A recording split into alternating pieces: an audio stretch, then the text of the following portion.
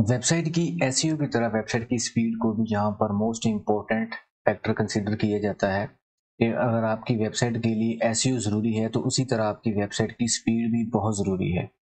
क्योंकि अगर आपकी वेबसाइट की स्पीड नहीं होगी, बेहतर नहीं होगी, तो उस एक तो ये है कि आपका यूज़र एक्सपीरियंस बेहतर नहीं होगा। मीन टू से कि अगर कोई बंदा आपकी वेबसाइट पर आता है और उसके पास इतना टाइम नहीं है कि वो आपकी वेबसाइट को लोड होने में वेट करे कि कब तक आपकी वेबसाइट लोड होगी और वो आपका डाटा देखेगा, आपका डाटा उसके सामने शो ऑफ होगा। दूसरा ये है कि आपकी वेबसाइट की जो सर्च इंजन की रैंकिंग होगी वो कभी भी इम्प्रूव नहीं होगी अगर आपकी वेबसाइट की स्पीड इम्प्रूव नहीं है तो आज की इस वीडियो में हम लोग वेबसाइट की स्पीड पर ही बात करेंगे। हम लोग बेसिक्स जानेंगे कि किस तरह आप लोग अपनी वेबसाइट की स्पीड को इम्प्रूव कर सकते हैं एंड आफ्टर देन किस तरह आप अपनी वेबसाइट की सर्च इंजन को इम्प्रूव कर सकते हैं। तो वेबसाइट स्पीड जो है ये मोस्ट इम्पोर्टेंट फैक्टर कंसीडर किया जाता है आपकी वेबसाइट के लिए। अगर आप लोग वेब डेवलपर हैं या फिर आप लोग काम करना चाहते हैं, काम सीखना चाहते हैं या फिर आप लोग ऑलरेडी आपको काम आता है, तो आप लोगों ने इस चीज़ को मेक श्योर कर लेना है कि सबसे ज़्यादा आपकी वेबसाइट की एसईओ एंड उसके बाद आपकी साइट की स्पीड, ये दोनों चीज़ें मोस्ट इम्पोर्टेंट फैक्टर हैं आपकी वेबसाइट को, उसके यूज़र एक्सपीरियंस को इम्प्रूव करने के लिए एंड आपकी साइट को सर्च इंजन रैंकिंग के लिए, ताकि आपकी वेबसाइट सर्च इंजन पर रैंक कर सके। तो आज की इस वीडियो में मैं आपके साथ कुछ टिप्स एंड ट्रिक्स शेयर करूंगा जिनको फॉलो करते हुए आप अपनी साइट की स्पीड को इम्प्रूव कर सकते हैं। तो यहाँ पर ये मैंने कुछ आपके लिए, ये देखें, ये कुछ टिप्स एंड ट्रिक्स हैं। तो सबसे पहले अगर हम लोग बात करें कि जो पहला टिप्स एंड ट्रिक होता है वेबसाइट स्टार्ट करने से पहले, कि देखें जब आप लोग कोई भी वेबसाइट स्टार्ट करते हैं लाइव, तो आप सबसे पहले उसके लिए डोमेन एंड होस्टिंग परचेज करते हैं। डोमेन एंड होस्टिंग क्या चीज़ होती है? फॉर एग्जांपल अगर मैं यहाँ पर देखूँ कि डोमेन जो होती है वो आपकी वेबसाइट का नेम होता है। जैसा कि हमारी ये वेबसाइट है तो इसका ये एक नेम है वन प्रो पाकिस्तानी के नाम से, तो ये इसकी डोमेन है। अब जो इस पर जितना भी डाटा पड़ा है ये आपकी होस्टिंग है। होस्टिंग क्या चीज़ होती है? जितना भी आपकी साइट की जो स्टोरेज होती है, स्पेस होती है, वो सारी आपकी होस्टिंग में आती है। तो डोमेन होस्टिंग किस तरह बाई करनी है वो भी मैं आपको इंशाल्लाह सिखा दूंगा। तो लेकिन अभी के लिए आप लोग सिर्फ इसको अंडरस्टैंड कर लें डोमेन होस्टिंग क्या होती है। तो जब आप लोगों ने किसी भी कंपनी से डोमेन एंड होस्टिंग बाई करनी है तो आप लोगों ने इस चीज़ को मेक श्योर करना है कि एक तो वो अच्छी कंपनी हो, होस्टिंग के लिहाज से या फिर डोमेन के लिहाज से अच्छी कंपनी हो, और वो आपको फास्टेस्ट सर्वर प्रोवाइड करे। इसके अलावा वो आपको, आप लोगों ने ये चीज़ देख लेनी है कि वो आपको कुछ फैसिलिटीज़ प्रोवाइड करे। वो फैसिलिटीज़ क्या क्या होती हैं कि एक तो वो आपको एसएसडी ड्राइव प्रोवाइड करे और इसके अलावा आपको सीडीएन, कंटेंट डिलीवरी नेटवर्क आपको प्रोवाइड कर, जिससे आपकी साइट की परफॉर्मेंस इंप्रूव होती है। तो ये चीज़ें आप लोगों ने कुछ नोट करनी होती हैं डोमेन एंड होस्टिंग बाई करने के लिए। और अगर मैं यहाँ पर आप लोगों को बताऊँ तो कुछ इस तरह की कंपनीज हैं कि जहाँ पर आप लोग इजीली अपनी डोमेन एंड होस्टिंग बाय कर सकते हैं। इनके सर्वर फास्ट हैं, ये इनकी सिक्योरिटी अच्छी है, ये आपको काफ़ी अच्छा फैसिलिटेट करते हैं। अगर आपकी वेबसाइट पर कोई इशू आता है तो ये इमीडिएटली आपको रिस्पॉन्स करते हैं, क्योंकि इनको मैंने ट्राई किया है, हमारी वेबसाइट भी होस्टिंगर पर ही चल रही है। तो ये अच्छी कंपनी है होस्टिंगर। इसके अलावा अगर हम लोग बात करें तो यहाँ पर आपके सामने एक बिलू होस्ट आ जाती है। तो बिलू होस्ट भी एक बहुत अच्छी कंपनी है, यहाँ से भी आप लोग डोमेन एंड होस्टिंग बाय कर सकते हैं। ये काफ़ी अच्छी कंपनी है। इस तरह बहुत सारी कंपनीज हैं, जैसे गोडैडी हो गया, आपकी नेम चीप हो गया। कोई भी कंपनी आपको अच्छी लगे जो कि आपके बिल्कुल क्लोजेस्ट उनका सर्वर हो, तो आप लोग वहां से डोमेन एंड होस्टिंग बाय करें। अगर आप लोगों को अच्छी होस्टिंग मिलती है तो वो भी आपकी साइट की परफॉर्मेंस के लिए अच्छी जानी जाती है, उससे आपकी साइट की परफॉर्मेंस इंप्रूव होती है। सेकेंड नंबर अगर पर हम बात करें तो यहाँ पर होती है आपकी जितनी भी साइट की इमेजेस होती हैं, आप लोगों ने उनको ऑप्टिमाइज करना होता है। ऑप्टिमाइज कैसे करना है? तो क्योंकि एक तो आप लोगों ने ट्राई करनी है कि आप लोग जितने भी आपकी इमेजेस होंगी वो लो, मतलब उनकी चाहे रेजोल्यूशन अच्छी हो लेकिन उनकी जो एमबी उनका जो डाटा होता है वो केबी में हो, मतलब ये नहीं कि आपकी एक इमेज है और वो 10 MB की है, 20 MB की है, तो मतलब उसका जो डाटा है MBs में वो इतना ज़्यादा नहीं होना चाहिए कि आपकी स्पीड पर, वेबसाइट की स्पीड पर उसका उतना ज़्यादा लोड पड़े। तो इसको आप लोगों ने कैसे ऑप्टिमाइज़ करना है, यहाँ पर आपके सामने कुछ बहुत सारे आपको अच्छे-अच्छे प्लगइन मिल जाते हैं, जैसा कि लाइट स्पीड कैचे है, इसके अलावा आपको टेंटी इमेज है, इमेज ऑप्टिमाइजेशन है, इस तरह बहुत सारे अच्छे-अच्छे आपको यहाँ पर प्लगइन्स मिल जाते हैं, इनको आप लोग इजीली यूज़ कर सकते हैं। तो यहाँ पर आप लोग आकर प्लगइन्स इंस्टॉल करें और जो भी आपको अच्छा लगे, जिसकी रेटिंग अच्छी हो, तो वो आप लोग यूज़ करें। इनको यूज़ कैसे करना है वो इंशाल्लाह मैं आपको सिखा दूँगा, जब हम लोग एक मुकम्मल साइट की स्पीड पर काम करेंगे, उसकी परफॉर्मेंस पर, तो वहाँ पर मैं आपको A to Z her cheese practical के साथ समझाऊंगा। तो इससे नेक्स्ट वीडियो हम वही रख लेते हैं कि प्रैक्टिकल के साथ यहाँ पर हम लोग अपनी साइट की स्पीड को इम्प्रूव करना सीखेंगे। तो उसके बाद है कि आप लोगों ने मिनिमाइज HTTP रिक्वेस्ट, यहाँ पर क्या है इसका मतलब ये है कि आप लोगों ने जितनी भी आपकी HTTP रिक्वेस्ट होती हैं, आप लोगों ने ट्राई करनी है कि आप लोग उनको मिनिमाइज कर लें। मिनिमाइज कैसे करना है, वो आप लोगों को प्लगइन्स मिल जाते हैं बने बनाए, तो आप लोगों ने बस उनको इंस्टॉल करना है और एक्टिवेट करके उनको यूज़ कर लेना है। और यहाँ पर HTTP क्या है, HTTP होती है आपकी hyper text transmission protocol request. जब कोई भी विजिटर आपकी वेबसाइट पर आकर, ये देखिए यहाँ पर अगर कोई विजिटर आया मेरी वेबसाइट पर, उसने विजिट किया, तो यहाँ पर क्या है, जिस भी ब्राउज़र पर उसने वेबसाइट ओपन की है, तो वो ब्राउज़र सर्वर को एक रिक्वेस्ट भेजेगा कि मुझे ये रिक्वेस्ट ओपन कर दो, मतलब कि ये वेबसाइट का पेज है या ये वेबसाइट है, इसको आप लोग ओपन कर दो। तो आप लोगों ने ट्राई करनी है कि उन रिक्वेस्ट को मिनिमाइज करना है। मिनिमाइज किस तरह होंगी, जितना भी आपकी वेबसाइट पर डाटा होगा, क्योंकि जब भी कोई ये चीज़ किसी विजिटर किसी भी यहाँ पर आकर किसी भी जगह पर क्लिक करेगा, तो वो आपकी साइट रिफ्रेश होगी और सारा डाटा अगेन रीलोड होगा। तो आप लोगों ने यहाँ पर ट्राई करनी है कि आप लोगों ने अपनी HTTP रिक्वेस्ट को मिनिमाइज करना है। तो मिनिमाइज कैसे करना है वो आपको प्लगइन्स मिल जाते हैं, तो उस चीज़ को आप लोगों ने मेक श्योर कर लेना है। और आप लोगों ने कम से कम प्लगइन यूज़ करने हैं, कम से कम आप लोगों ने इमेजेस यूज़ करने हैं।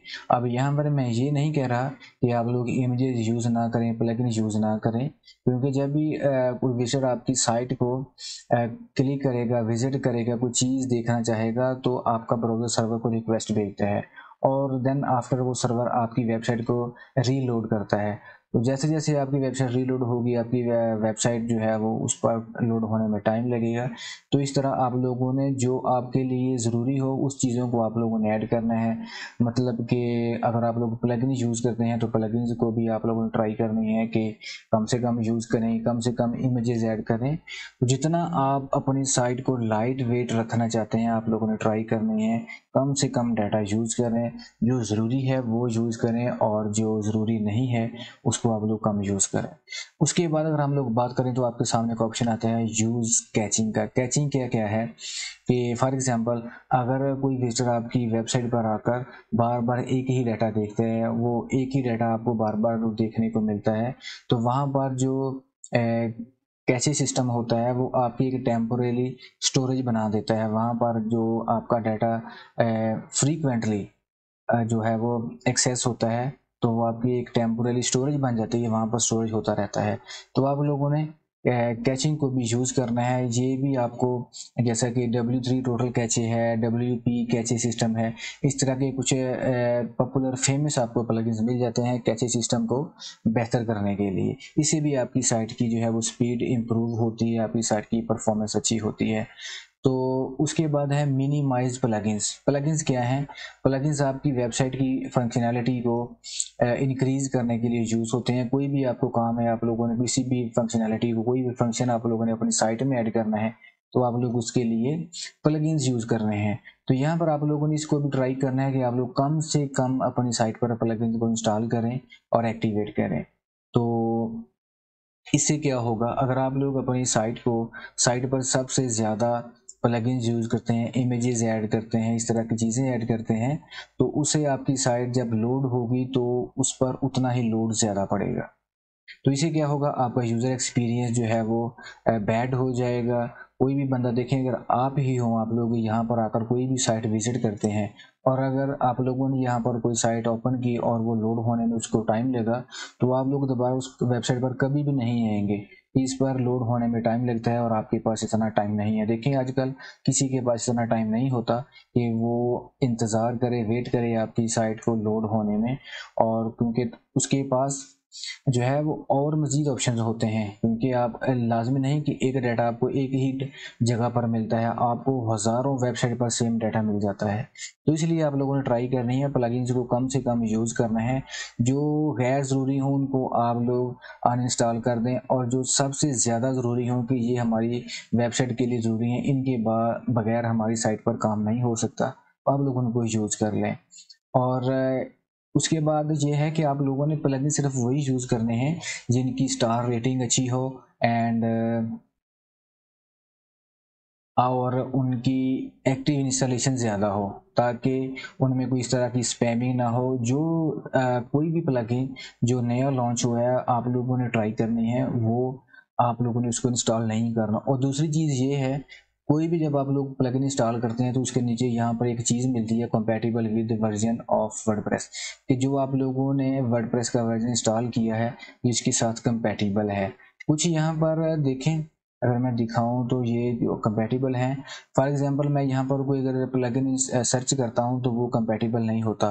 तो आप लोगों ने क्या करना है, आप लोगों ने उसको इंस्टॉल नहीं करना, उसका आप लोग अल्टरनेटिव इंस्टॉल कर लें, क्योंकि अगर आप वो प्लगइन आपके वर्डप्रेस के वर्जन के साथ कंपैटिबल नहीं है तो वो बाद में आपकी साइट पर कोई भी मसला क्रिएट कर सकता है। तो अगर आप लोगों ने इसको यूज़ करना ही है तो उसके लिए फिर है कि आप लोग अपनी साइट का बैकअप ले लें। तो बैकअप पर हम लोगों ने डिटेल में 2 वीडियोस बनाई हुई हैं, वो आप लोगों को देख सकते हैं।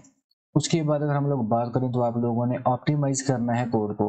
तो ये मैं हर वीडियो में तकरीबन आपको गाइड करता हूँ कि आपकी जो साइट का प्रोग्रामिंग होती है, कोड होता है आपकी बैकग्राउंड पे, तो आप लोगों ने उसको ऑप्टिमाइज करना होता है। उसके लिए आपको बहुत सारे प्लगइन्स मिल जाते हैं कि आप लोगों जितनी भी आपकी HTML की और जावास्क्रिप्ट की, CSS की जो फाइल्स होती हैं, आप लोगों ने उनको मिनीफाई करना है। मिनीफाई क्या करना है कि उनके कोड को कम करना है, और उनकी जो वर्किंग वही होगी, लेकिन आप लोगों ने उनको ऑप्टिमाइज करना है। कि जो जैसा कि आपकी इंटरनल CSS होती है, एक्सटर्नल CSS होती है, इन पेज CSS होती है, तो ये जब हम लोग कोर कोडिंग पर काम करेंगे तो वो ये चीज़ें सारी मैं आपको तब सिखाऊंगा, समझाऊंगा, क्योंकि आप लोगों ने, लेकिन यहाँ पर है कि आप लोगों ने कोडिंग नहीं करनी होती वर्डप्रेस पे। वर्डप्रेस पे सिर्फ आप लोगों ने प्लगइन को इंस्टॉल करना है। यहाँ पर भी आपको बहुत सारे प्लगइन्स मिल जाएंगे, मैं आपको उनको सबको दिखा भी दूंगा कौन कौन से प्लगइन्स होते हैं। लेकिन आज सिर्फ और सिर्फ आप लोग बेसिक चीज़ें समझ लें कि किस तरह कौन कौन से टिप्स एंड ट्रिक्स होते हैं जिनके ज़रिए आप लोग उनको फॉलो करते हुए अपनी साइट की स्पीड को, परफॉर्मेंस को इम्प्रूव कर सकते हैं। और उसके बाद है यूज़ है कंटेंट डिलीवरी नेटवर्क, CDN। तो इसको भी आप लोग यूज़ करें। इस भी कंटेंट डिलीवरी नेटवर्क क्या है कि आपका जितना भी कंटेंट है और जो उसकी जो साइट पर डिलीवरी है उसको आप लोगों ने इम्प्रूव करना है। देखें यहाँ पर कोई विजिटर आया, उसने किसी वेबसाइट को ओपन किया, तो जितना ज़्यादा फास्ट स्पीड में वो वेबसाइट आपकी लोड होगी, उसका यूज़र एक्सपीरियंस उतना ही ज़्यादा बढ़ेगा, और जो गूगल का सर्च इंजन है उसको ऑटोमेटिकली रैंकिंग पे ले आएगा। देखें अगर आपका कंटेंट जितना भी अच्छा हो, हाई क्वालिटी हो, प्लेजरिज्म फ्री हो, जितना भी मर्जी अच्छा हो, आप लोगों ने अच्छी अच्छी इमेजेस यूज़ की हों, आपके आर्टिकल पोस्ट हाई क्वालिटी के हों, उनमें कोई मिस्टेक ना हो, कोई प्लेजरिज्म ना हो, जितना भी आपका कंटेंट अच्छा क्यों ना हो, अगर आपकी साइट की स्पीड एंड उसकी SEO अच्छी नहीं है, आप लोगों ने इम्प्रूव नहीं की ये दोनों चीज़ें, तो आपकी साइट कभी भी रैंकिंग पे नहीं आएगी। ये चीज़ आप लोगों ने नोट कर लेनी है, क्योंकि ये बहुत ही ज़्यादा इंपॉर्टेंट फैक्टर कंसीडर किए जाते हैं आपकी वेबसाइट के लिए। The number 1 SEO and second one is आपकी साइट की स्पीड एंड परफॉर्मेंस। तो इन दोनों चीज़ों को जब तक आप लोग इम्प्रूव नहीं करेंगे, आपकी साइट ना तो रैंकिंग पे आएगी और ना ही उसका यूज़र एक्सपीरियंस बेहतर होगा। यूज़र एक्सपीरियंस बेहतर क्यों नहीं होगा कि कोई बंदा आपकी वेबसाइट पर आएगा, आपकी वेबसाइट लोड होने में टाइम लेगी और वो बंदा उतना इंतज़ार नहीं करेगा और वो दोबारा नहीं आएगा। तो उसका रिजल्ट क्या होगा कि जब गूगल सर्च इंजन को पता चलेगा कि ये बंदा आया और इसने इतनी जल्दी में ये वेबसाइट से किसी और वेबसाइट पे मूव होगा, क्या वजह है, तो वो चेक करेगा आपकी साइट की परफॉर्मेंस। तो उसे लगेगा कि इसकी साइट की परफॉर्मेंस अच्छी नहीं है, इसकी स्पीड स्लो है, तो वो आपको बिल्कुल बैक पे ले जाएगा। और जो आपसे ज़्यादा अच्छी वेबसाइट होंगी आपके कंटेंट के अकॉर्डिंगली, आपके कंटेंट के मुताबिक, जिस तरह का आपकी वेबसाइट पर कंटेंट है, जो उसके मिलती जुलती वेबसाइट होंगी वो रैंकिंग पे आ जाएंगी, जिनकी स्पीड परफॉर्मेंस अच्छी होगी, एसईओ अच्छी होगी, तो वो फिर ऑटोमेटिकली रैंक पे आ जाएंगी। तो इस चीज़ को आप लोगों ने मेक श्योर कर लेना है। और इसके अलावा है कि प्लगइन्स कैसे यूज़ करने हैं वो इंशाल्लाह हम लोग नेक्स्ट वीडियो में सीख लेंगे, मैं आपको सिखा दूंगा। तो जो चीज़ें आज हम लोगों ने पढ़ी हैं, सीखी हैं, वो आप लोग इनको एक दफ़ा आप लोगों ने रिवाइज कर लेना है। वीडियो को बार बार देखें, जहाँ पर समझ नहीं आती आप लोग नीचे कमेंट कर सकते हैं, या फिर नीचे मेरी ईमेल भी है, हमारी ईमेल आईडी, आप लोग वहाँ पर भी हमारे साथ कांटेक्ट कर सकते हैं। अगर आप लोगों ने किसी भी टाइप की वेबसाइट बनवानी है तभी आप हमारे साथ कांटेक्ट कर सकते हैं। सो इसके साथ ही हमारी आज की वीडियो एंड होती है। अब हमारी मुलाकात होगी नेक्स्ट वीडियो में, तब तक के लिए अल्लाह हाफिज़।